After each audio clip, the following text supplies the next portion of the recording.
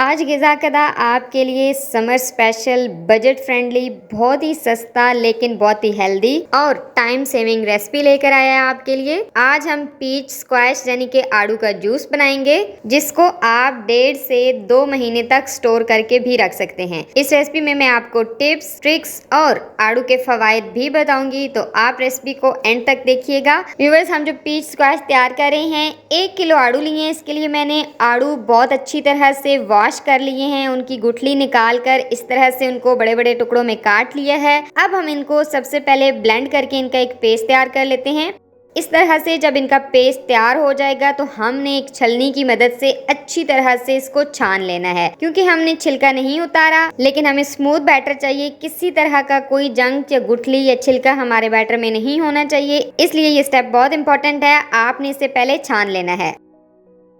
इस तरह से जब ये छन जाए तो हम इसको रखेंगे साइड पर और चलते हैं नेक्स्ट स्टेप की तरफ। उसके लिए हमने यहाँ पर आधा किलो चीनी ली है। चीनी ऐड करने के बाद इसमें जाएगा 1.5 कप पानी। अब हमने इसको मीडियम फ्लेम पर तब तक यहाँ पर कुक करना है जब तक चीनी बहुत अच्छी तरह से पानी के अंदर हल हो जाए। व्यूवर्स, 1 किलो आड़ू हैं तो आधा किलो चीनी इनफ है, लेकिन अगर आपको मीठा कम या फिर ज़्यादा पसंद है तो आप अपने हिसाब से चीनी की क्वांटिटी कम या ज़्यादा भी कर सकते हैं।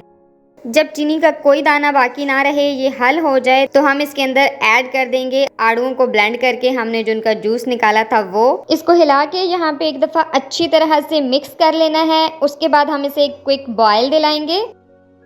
जब बॉयल आ जाए उसके बाद हम इसमें ऐड करेंगे 3 से 4 टेबलस्पून लेमन जूस। ये एक इम्पॉर्टेंट इंग्रेडिएंट है इसके अंदर, अगर आपने इसको स्टोर करना हो तो। साथ ही हम यहाँ पर 2 चुटकी टाटरी ऐड कर देंगे। व्यूवर्स, टाटरी सबसे इम्पॉर्टेंट है। जब आपने इस जूस को 1 से 1.5 महीने स्टोर करना है तो टाटरी मस्ट है। अगर आप टाटरी ऐड नहीं करेंगे तो चाहे ये फ्रिज के अंदर हो, इसका टेस्ट तब्दील हो जाएगा, ये खराब हो जाएगा। इसलिए आपने 1 किलो आड़ू के अंदर 2 चुटकी टाटरी लाजमी डालनी है। अब हम इन सारी चीज़ों को यहाँ पर कम से कम 25 से 30 मिनट के लिए बहुत अच्छी तरह से लो टू मीडियम फ्लेम पर कुक करेंगे। व्यूवर्स, वैसे आड़ू के फवायद भी बहुत ज़्यादा हैं। ये इतना हेल्दी होता है, मैदे को साफ रखता है क्योंकि इसमें फाइबर पाया जाता है, कब्ज से भी बचाता है। इसमें पोटेशियम होता है जिसकी वजह से ये ब्लड प्रेशर को बैलेंस रखता है, और सबसे बढ़कर इसमें होता है विटामिन सी जो हमारी स्किन को चमकदार, सेहतमंद और रिंकल फ्री बनाता है। इसमें बहुत कम कैलोरीज होती हैं और काफ़ी मिकदार में फाइबर होता है, जिसकी वजह से ये वज़न कम करने वालों के लिए भी बहुत बेहतरीन फल है।